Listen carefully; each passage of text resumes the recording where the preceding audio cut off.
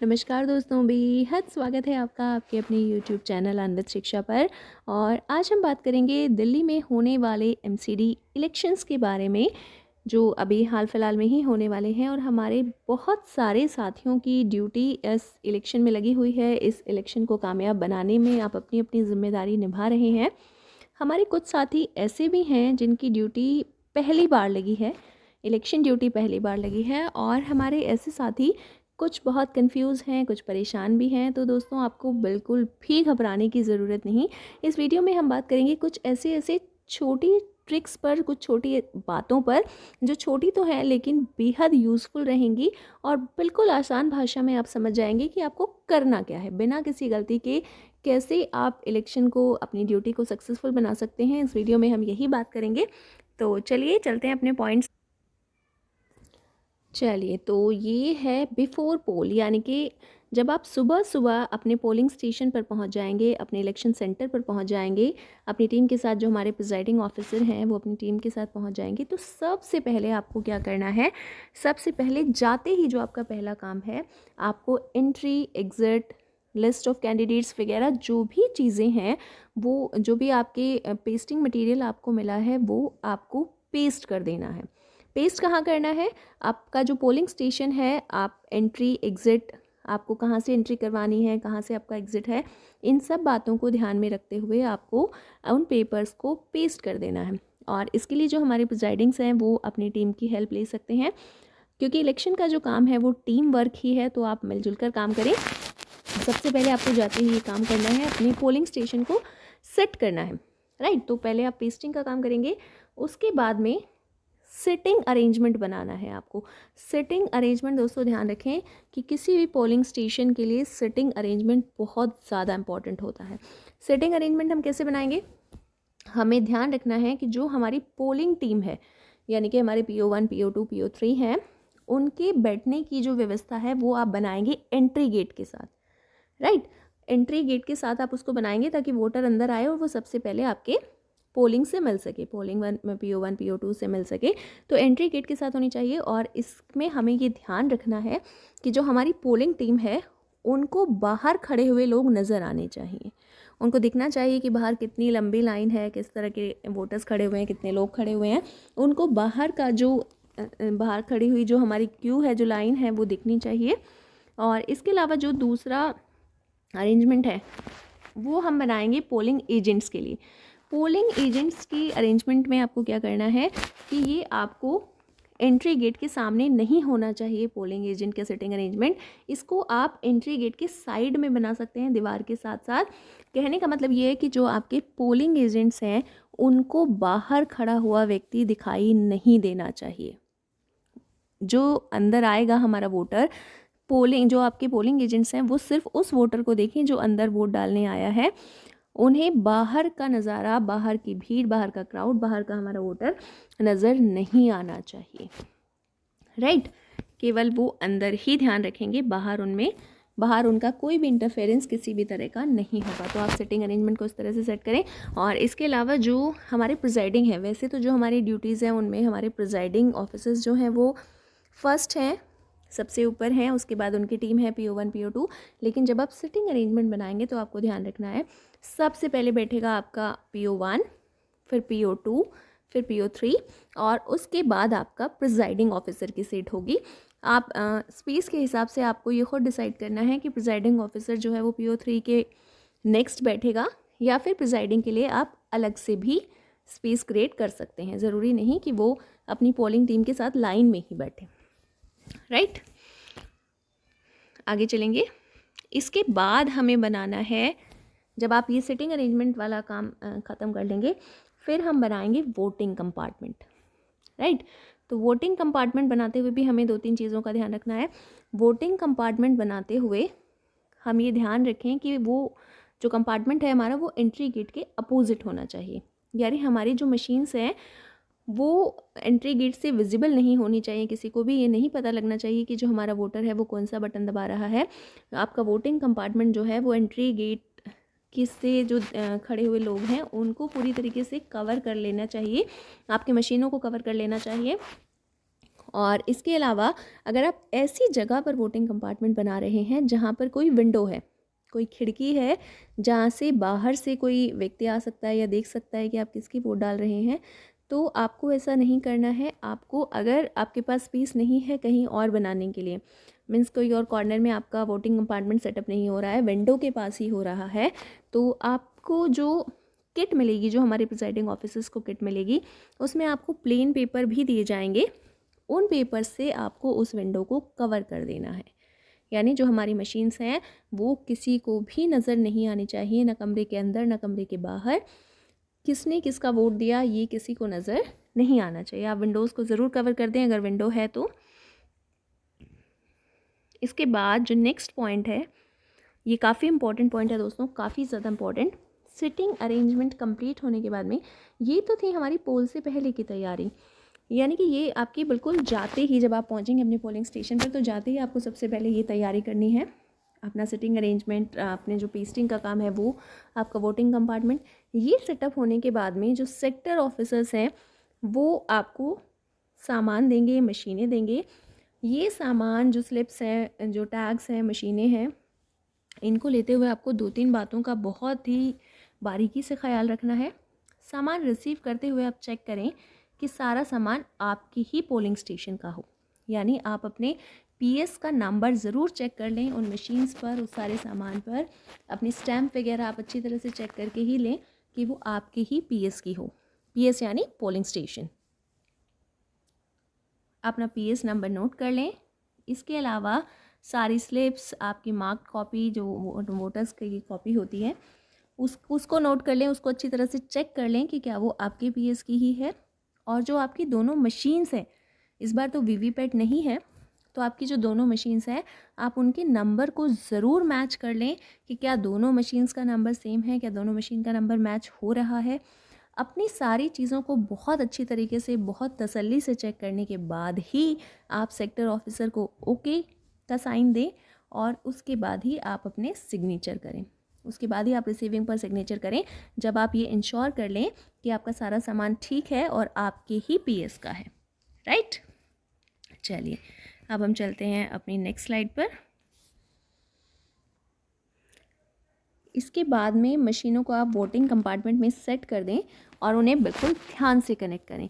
मैं इस वीडियो में आपको जो है वो सिंपल नोट्स बता रही हूँ, मैं यानी ये नहीं बताऊँगी कि कैसे कनेक्ट करना है, ये आपको ट्रेनिंग्स में बताया जाएगा और आप अपने हाथों से मशीन को कनेक्ट करके ज़रूर देखें। ये मेरी पर्सनल सलाह है हमारे सभी साथियों को, ना सिर्फ हमारे प्रिजाइडिंग्स और पोलिंग 1 बल्कि पोलिंग 2 और पोलिंग 3 ऑफिसर्स भी ज़रूर एक बार मशीनों को चेक करें, उन्हें कनेक्ट करके देखें, उन्हें सील करने का तरीका ज़रूर सीखें। तो वोटिंग कंपार्टमेंट सेट करने के बाद में और सेक्टर ऑफिसर से मशीनें रिसीव करने के बाद में आप उन मशीनों को ध्यानपूर्वक अपने वोटिंग कंपार्टमेंट में सेट कर दें और कनेक्ट कर लें। राइट, इसके बाद में ये सब करने के बाद हमारा जो अगला स्टेप है वो आता है हमारा पोलिंग एजेंट्स का, जो हमारी अलग अलग पार्टीज़ के पोलिंग एजेंट्स हैं। अब हमारा नेक्स्ट पॉइंट है इनके बारे में। तो इसमें आपको क्या करना है, सभी पार्टी के जो पोलिंग एजेंट्स होंगे वो आपके पास अपना अपॉइंटमेंट ऑर्डर लेकर आएंगे। उनके पास एक अपॉइंटमेंट लेटर होगा और आपको क्या करना है, आते ही सबसे पहले जो भी आपको कहता है कि मैं पोलिंग एजेंट हूँ, आप उससे उसका अपॉइंटमेंट ऑर्डर लेकर चेक करें। चेक करने के बाद आप इस ऑर्डर को अपने पास रख लें, क्योंकि ये बाद में आपको सबमिट भी कराना होगा। इसे अपने पास रख लें और पोलिंग एजेंट्स को पास इशू कर दें। आपको जो किट मिलेगी उसमें पास दिए जाएंगे, जो पोलिंग एजेंट के पास होंगे उन्हें आप पास इशू कर दीजिए। राइट, नेक्स्ट पे चलेंगे। एक बेहद इम्पॉर्टेंट है हमारा पॉइंट है जो अगला है, पोलिंग एजेंट की सलाह आप सुन सकते हैं परंतु कार्य आपको अपने विवेक से ही करना है। बहुत जगह पर देखा जाता है कि पोलिंग एजेंट जो है वो प्रिजाइडिंग्स को, पोलिंग टीम को अपनी सलाहें देने की कोशिश करते हैं कि मैम सर आप ऐसा ना करें, आप ऐसा कर लीजिए, ये यहाँ ना करें, ये यहाँ सेट ना करें। आप उनकी सलाह को सुने ज़रूर, लेकिन आप कार्य अपने ही विवेक से करें, अपनी ही समझदारी से करें। पोलिंग एजेंट की बातों में बिल्कुल ना आए। उनकी सलाह को मानना या ना मानना आपके विवेक पर निर्भर है। आप अपनी समझदारी, अपनी जिम्मेदारी से काम करें। इसके अलावा दोस्तों, एक पार्टी के 2 एजेंट भी हो सकते हैं। एक जो हमारी पार्टी है उसके 2 एजेंट हो सकते हैं। लेकिन आपको ये ध्यान रखना है कि आपके पीएस में, आपके पोलिंग स्टेशन में एक पार्टी का एक ही एजेंट बैठेगा। एक पार्टी के 2 एजेंट हो सकते हैं, लेकिन दोनों एक साथ अंदर नहीं बैठेंगे। एक एजेंट बैठेगा और अगर दूसरा आना चाहता है तो वो पहले वाले का रिलीवर होगा, यानी पहला वाला वहाँ से चला जाएगा थोड़ी देर रिलीव होने के लिए और दूसरा वहाँ बैठ जाएगा। 2 एजेंट हो सकते हैं, लेकिन अंदर आपके पीएस में एक पार्टी से एक ही एजेंट मौजूद रहेगा। बेहद इम्पॉर्टेंट पॉइंट अगला हमारे पास जो है, पोलिंग एजेंट या किसी अन्य बाहरी व्यक्ति से कोई भी खाने पीने का सामान या तोहफा स्वीकार ना करें। अक्सर ही देखा जाता है कि जो पोलिंग एजेंट्स हैं वो फोर्स करते हैं, वो रिक्वेस्ट करते हैं कि सर ले लीजिए, मैम प्लीज़ ले लीजिए, आप लोग काम में लगे हुए हैं, आपने कुछ नहीं खाया, प्लीज़ आप ले लें। तो आप वो कितना भी रिक्वेस्ट करें, ना तो ये सही है और ना ही ये परमिसिबल है। डिपार्टमेंट की तरफ से भी आपको इसकी परमिशन नहीं दी जाएगी। आप पोलिंग एजेंट या किसी भी दूसरे बाहरी व्यक्ति से कोई भी खाने पीने का सामान, किसी भी प्रकार का कोई तोहफा बिल्कुल भी स्वीकार ना करें। आप स्ट्रिक्टली मना करें कि आप नहीं लेंगे, राइट। अब हम चलेंगे मॉक पोल पर। आपका सेटअप हो गया, मशीन सेटअप हो गई, पेस्टिंग हो गई, सेटिंग अरेंजमेंट सेट हो गया, आपके एजेंट्स आ गए। इसके बाद हम कराएंगे मॉक पोल, जो कि हमारा मेन पोलिंग से पहले का स्टेप है। मॉक पोल में हम क्या करेंगे, मॉक पोल पूरी पोलिंग पार्टी और पोलिंग एजेंट की प्रेजेंस में शुरू करना है, राइट। जब आपके पोलिंग एजेंट्स आ जाएं, आपकी पोलिंग पार्टी, पूरा सेटअप आपका तैयार हो जाए, तो आपको इन दोनों की प्रेजेंस में अपने मॉक पोल को शुरू करना है। मॉक पोल में आपको 50 वोट डालनी है या डलवानी है। 50 वोट डिपार्टमेंट की तरफ से, हमारे इलेक्शन कमीशन की तरफ से जो ऑर्डर है वो 50 वोट का है। लेकिन कई बार ऐसा भी होता है कि जो पोलिंग एजेंट्स होते हैं वो 20 वोट पर, 30 वोट पर एग्री कर जाते हैं कि हाँ मशीन ठीक है मैम। तो वो आपके विवेक पर, आपकी समझदारी पर है कि आपको कितने वोट डलवाने हैं। वैसे जो हमारे पास ऑर्डर है वो 50 वोट का है। इसके बाद में जब आप मॉक पोल में जो वोट डलेंगी, उसमें आप ये भी ध्यान रखते चलें कि किस कैंडिडेट को कितनी वोट डाली गई। इसे नोट करते चलें पेपर पर, ये आपके आगे काम आएगा, राइट। और अगली इम्पॉर्टेंट बात जो मॉक पोल के बारे में ही है, मॉक पोल के लिए जब आप मशीन की सील हटाएंगे, आपको जो मशीनें मिलेंगी जो सेक्टर ऑफिसर से रिसीव होंगी, वो ऑलरेडी पिंक सील उन पर लगी होगी, पिंक स्लिप से वो सील होंगी। तो जब आप मशीन की सील हटाएंगे मॉक पोल करने के लिए, तो आप ये देखेंगे कि जो हमारी मशीन है उसमें 2 जगह पर सील लगी होती है, एक ऊपरी हिस्से पर, एक निचले हिस्से पर।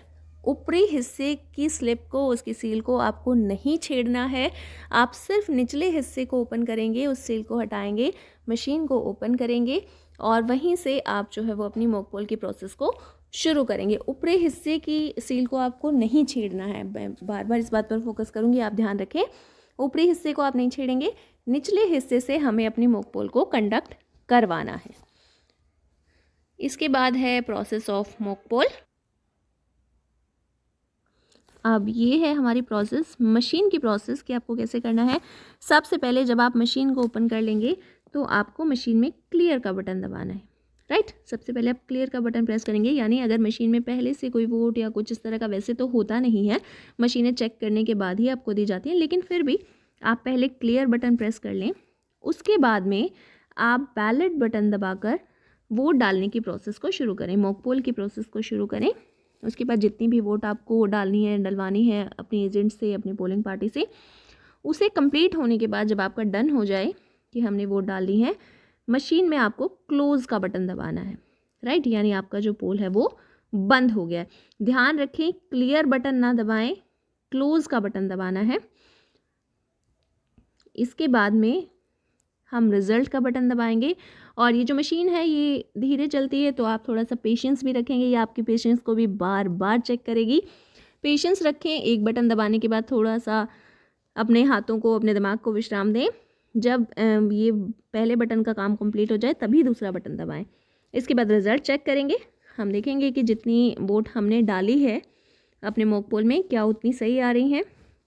रिज़ल्ट चेक करने के बाद जब आपके एजेंट्स को ये विश्वास हो जाए कि मशीन बिल्कुल ठीक काम कर रही है, जितनी वोट डाली गई है उतना रिज़ल्ट दिखाया जा रहा है, उसके बाद उनसे कंफर्मेशन लेने के बाद आप क्लियर का बटन प्रेस करेंगे, यानी आपके मॉक पोल का जो रिज़ल्ट है उसे आप क्लियर कर देंगे। और क्लियर करने के बाद में आप मशीन को दोबारा से सील कर देंगे। आप उसी पिंक स्लिप को लगाकर अपनी मशीन को सील कर देंगे, राइट। तो ये है आपकी मॉक पोल की प्रोसेस। आशा करती हूँ कि आपको समझ आ गई होगी। एक इम्पॉर्टेंट पॉइंट जो और यहाँ रह गया है, एक्चुअल पोल स्टार्ट होने से पहले टोटल बटन प्रेस करके चेक कर लें कि मशीन में कोई एग्जिस्टिंग वोट ना हो, यानी कोई वोट आपका रह ना गया हो मशीन में पहले से। तो आप पोल शुरू होने से पहले एक बार टोटल का बटन प्रेस कर लें। टोटल में आपका 0 ही दिखना चाहिए, राइट। तो ये हुई मॉक पोल की बात। अब इसके बाद कुछ ऐसी बातें, कुछ ऐसे इंपॉर्टेंट फैक्ट जो आपको ये काम करते समय पोलिंग वाले दिन बिल्कुल बहुत ही आवश्यक रूप से ध्यान में रखने हैं। इसमें ये मैं कोई प्रोसेस नहीं बता रही हूँ, कोई स्पेशल प्रोसेस नहीं बता रही हूँ। इसमें पूरी पोलिंग के दिन में जो मेन इंपॉर्टेंट चीज़ें हैं मैं सिर्फ वही बताऊँगी आपको। मशीनें रिसीव करते समय अवश्य जांच लें कि पिंक पेपर सील ठीक प्रकार से लगी हुई हो, यानी आप जो मशीनें ले रहे हैं वो ठीक तरह से सील होनी चाहिए, और दोनों मशीनों का जो सीरियल नंबर है वो मैच होना चाहिए, राइट। इस बार वीवीपैट तो है नहीं, हमारे पास 2 ही मशीनें हैं। तो रिसीव करते समय आप ये ज़रूर देखें कि दोनों मशीन आपकी सील है और जो उनका सीरियल नंबर है वो मैच होना चाहिए। ये ज़रूर ध्यान रखें, तभी आप सेक्टर ऑफिसर से रिसीव करें। इसके बाद में हमारा दूसरा पॉइंट है, बैलेट मशीन में जांच लें कि उतने ही बटन वर्किंग होने चाहिए जितने उम्मीदवार हैं। नोटा का बटन और प्लस हमारे जितने कैंडिडेट हैं, उसके अलावा सारे के सारे जो बटन हैं वो बंद होने चाहिए, यानी कोई और किसी अन्य पार्टी का बटन वर्किंग कंडीशन में ना हो। उतने ही बटन वर्किंग कंडीशन में हो जितने हमारे उम्मीदवार, हमारे कैंडिडेट खड़े हुए हैं, और प्लस एक नोटा का बटन। इसके बाद नेक्स्ट पॉइंट, ऐसे व्यक्तियों को ही पोलिंग स्टेशन में प्रवेश की अनुमति दें जिनके पास इलेक्शन कमीशन द्वारा जारी किया गया आई कार्ड हो, राइट। यदि आपके पोलिंग स्टेशन में कोई बाहरी व्यक्ति आने की कोशिश करता है तो आप उसे तभी अंदर आने देंगे जब वो आपको इलेक्शन कमीशन के द्वारा जारी किया हुआ वोटर आई कार्ड दिखाएगा, चाहे वो स्टेट कमीशन का हो, किसी भी तरह का हो, लेकिन इलेक्शन कमीशन के द्वारा ही जारी होना चाहिए, स्टैंप होनी चाहिए। और हमारे प्रिजाइडिंग से, हमारे सेक्टर ऑफिसर्स हैं, सभी को आई कार्ड दिया गया है। आई कार्ड जांचने के बाद ही आप किसी व्यक्ति को अंदर आने दें। जिसके पास आई कार्ड नहीं है, चाहे कोई व्यक्ति किसी भी तरह की सिफारिश लेकर आ रहा है, किसी भी बाहरी व्यक्ति को आप पीएस में बैठने की, अंदर आने की अनुमति बिल्कुल ना दें। ये आवश्यक रूप से ध्यान रखें। इसके बाद में है हमारी ये स्लाइड, इस पे हमारा नेक्स्ट पॉइंट है दोस्तों, अगर पोलिंग एजेंट किसी वोटर की आइडेंटिटी को चैलेंज करता है, यानी जब हमारा पोल शुरू हो चुका है, वोटर्स आ रहे हैं, वोट डाली जा रही है, और ऐसे में अगर कोई पोलिंग एजेंट ये कहता है कि ये जो व्यक्ति वोट डालने आया है ये वो नहीं है, जिसके नाम से वोट डालने आया है ये वो नहीं है, यानी वो वोटर की आइडेंटिटी को चैलेंज करता है, तो ऐसे में आपको एक 2 रुपये की स्लिप काटनी है। इस स्लिप आपको आपकी प्रिजाइडिंग किट में दी जाएगी। एक 2 रुपये की स्लिप आपको काटकर उसे देनी है और मामले की अच्छी तरह से जांच करनी है। यदि जो एजेंट है उसकी बात सही साबित हो जाती है, यानी ये वो व्यक्ति नहीं है जो वोट डालने आया है, अगर उसकी बात सही साबित हो जाती है तो आपको इस पूरे मामले की जानकारी एसएचओ को देनी है और रिपोर्ट करनी है, और एजेंट को उसके 2 रुपये वापस कर देने हैं, राइट। ये आप ध्यान रखें। वैसे तो ऐसा होता नहीं है, बहुत ही रेयर केसेस में ऐसा होता है, लेकिन फिर भी अगर ऐसा होता है तो आपको ये रूल फॉलो करना है। इसके बाद है हमारी प्रिजाइडिंग डायरी। ये वो 3 इम्पॉर्टेंट दस्तावेज़ हैं जो बार बार आपसे पूछे जाएंगे, मांगे जाएंगे। प्रिजाइडिंग डायरी, फॉर्म 11C और डिक्लेरेशन ऑफ कमेंसमेंट ऑफ पोल। ये 3 ऐसे पेपर्स हैं जिन्हें आपको सील नहीं करना है।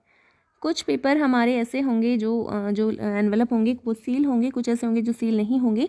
इन एनवेलप्स को, इन तीनों पेपर्स को आपको सील नहीं करना है, क्योंकि ये तीनों पेपर मशीनें जमा कराते समय आपसे चेक किए जाएंगे। जब आप अपनी मशीनों को जमा कराने जाएंगे तो ये ओपन करके, खोल के आपको वहाँ पर दिखाने पड़ेंगे, इसलिए इन्हें आपको सील नहीं करना है। उपरोक्त तीनों दस्तावेज़ों की आप 4-4 कॉपी ज़रूर बना लें। इनके आप 4 कॉपी ज़रूर बनाएं, क्योंकि ये एक आपके पास रहेगी, एक कुछ आपको मशीन के साथ जमा करनी है, एक आपसे सेक्टर ऑफिसर ले लेगा, सेक्टर ऑफिसर को भी आपको इसकी कॉपी देनी है। तो आप इसकी 3 या 4 कॉपी ज़रूर बना कर रख लें। 4 नहीं तो 3-3 तो ज़रूर बनाएं। इसके बाद पोल ख़त्म होने के बाद मशीनें सील होने पर उन पर लगे जो टैग होंगे उन पे आप एजेंट्स के साइन ज़रूर कराएं। जो आपके पोलिंग एजेंट्स हैं आप अपने साइन करें मशीनों को सील करने के बाद, और एजेंट्स के भी साइन ज़रूर कराएं। सभी सील के नंबर आप अपनी डायरी में नोट कर लें। जितनी भी सील आप लगा रहे हैं हर सील पर कोई ना कोई नंबर दिया होता है। सभी सीलिंग नंबर आप मशीन के साथ साथ अपनी डायरी में नोट करते चलें। अगर आपका जो पोल है वो चल रहा है और 5:30 का समय हो गया है, क्योंकि हमारा पोलिंग का समय जो है वो 8 से 5:30 है, तो 5:30 बजे के बाद आपको क्या करना है, आपको जो बाहर का मेन गेट है उसको बंद करवा देना है, और आपके जितने व्यक्ति अंदर खड़े हुए हैं उनको आपको रिवर्स में स्लिप बांटनी है। रिवर्स यानी आपको पीछे से एक नंबर देना है। जो लास्ट व्यक्ति है लाइन में उसको आपको एक नंबर देना है, फिर उसके बाद 2, 3, 4 ऐसे आपको रिवर्स सीक्वेंस में स्लिप्स बांटनी है। एक बेहद इंपॉर्टेंट बात, मशीनें क्लोज होने के बाद बैटरी को ऑफ ज़रूर कर दें, क्योंकि ऐसा नहीं हो कि आपने पूरा इलेक्शन अच्छे से करा दिया, पूरी पोलिंग अच्छे से करा दी, और जब काउंटिंग की बारी आई तो बैटरी डेड हो गई और मशीन ऑन ही ना हो। तो आपका मशीनें क्लोज़ करने के बाद बैटरी को ज़रूर ऑफ़ कर दें। इसके बाद अब हम बात करेंगे हमारे जो पोलिंग ऑफिसर्स हैं PO1, PO2 और PO3 के काम पर। ये सभी को दोस्तों अपने अपने काम पता है। इन दिनों के काम मैं आपको बहुत शॉर्ट में बताऊंगी, इस पर हम लंबा डिस्कशन नहीं करेंगे, राइट। हमारे जो PO1 है यानी पोलिंग ऑफिसर्स 1, इनके 3 काम हैं। हमारे तीनों पोलिंग ऑफिसर्स को 3-3 काम बांटे गए। इलेक्शन कमीशन ने, हमारे डिपार्टमेंट ने 3-3 काम बांटे हैं। तीनों, किसी के साथ कोई भेदभाव नहीं किया है, सबको बराबर काम दिया है। सबसे पहले जो हमारे PO1 हैं उनको चेक आइडेंटिटी ऑफ वोटर, उनको वोटर की आइडेंटिटी चेक करनी है। यानी जो आपको marked copy of electoral roll दी जाएगी उसमें आपको वोटर जो अपना एपिक या वोटर स्लिप या अपना जो भी आई कार्ड लेकर आया है उससे आपको उसकी आइडेंटिटी को मैच करना है। इसके बाद में cross the voter on marked electoral copy with red pen, और जब आपको वो वोटर मिल जाता है अपनी मार्क्ड कॉपी में तो आपको उसे रेड पेन से कट लगाना है। और ध्यान रखें कि जो मेल है उनको आपको डायगनली कट करना है, और अगर वो फीमेल मेंबर है, फीमेल पर्सन है, तो आपको डायगनली कट तो करना ही है, साथ ही साथ उसके सीरियल नंबर को सर्कल भी करना है। यानी मेल के केस में आपको सिर्फ कट करना है, डायगनली कट करना है, लेकिन फीमेल के केस में आपको उसके सीरियल नंबर पर सर्कल भी लगाना है। ये दोनों चीज़ें आप ध्यान रखें। और इसके अलावा जो भी वोटर आपके पास आ रहा है आपको उसका नाम जो है वो ज़ोर से लेना है, ताकि पोलिंग एजेंट्स भी अपनी कॉपी में, अपनी लिस्ट में उसको कट कर सकें, उसके नाम को अच्छी तरह सुन सकें। ये है हमारे PO1 के काम। इसके बाद हमारे PO2 का काम काफ़ी जिम्मेदारी का है, क्योंकि उनको लगातार राइटिंग वर्क करना पड़ता है। इनको इंक लगाना है। हालांकि इंक लगाने के लिए कई बार हमारे पास 4th क्लास से ऑफिशियल्स भी दिए जाते हैं, लेकिन अगर नहीं दिया जाता है तो इसमें हमारे PO2 को ही इंक लगाना है। रजिस्टर जो कि हमारा 11A है उसमें वोटर की एंट्री करना, और इसके बाद एक पिंक वोटर स्लिप जो हम इशू करते हैं, यानी वो वोटर के पास पहले से नहीं होती है, एक वो पिंक वोटर स्लिप इशू करना, इंक लगाना, रजिस्टर जो 11A है उसमें एंट्री करना और पिंक वोटर स्लिप इशू करना। और इसके बाद है हमारे PO3, इनको इंक को चेक करना है कि क्या इंक लगाई गई है। पिंक वोटर स्लिप को कलेक्ट कर लेना है, जिसे आपको सुई की मदद से धागे में डालना है, और बैलेट बटन को प्रेस करना है, राइट। ये है हमारे PO3 के काम। आशा करती हूँ दोस्तों कि आपको वीडियो पसंद आया होगा, हेल्पफुल लगा होगा, और अगर लगा है तो इसे अपने दोस्तों के साथ, साथियों के साथ, क्लासमेट्स के साथ शेयर करें। और इलेक्शन की और अपडेट्स के लिए, इसी तरह की और यूज़फुल वीडियोस के लिए, और ना सिर्फ इलेक्शन ही क्यों, CBSE से रिलेटेड इन्फो, हमारे बच्चे, हमारे स्टूडेंट जो हैं उनके कोर्स कंटेंट, सिलेबस से रिलेटेड इन्फॉर्मेशन को सबसे पहले हासिल करने के लिए आप अन्वित शिक्षा को ज़रूर सब्सक्राइब करें, और वीडियो को लाइक एंड शेयर करना तो बिल्कुल ना भूलें। Thank you guys.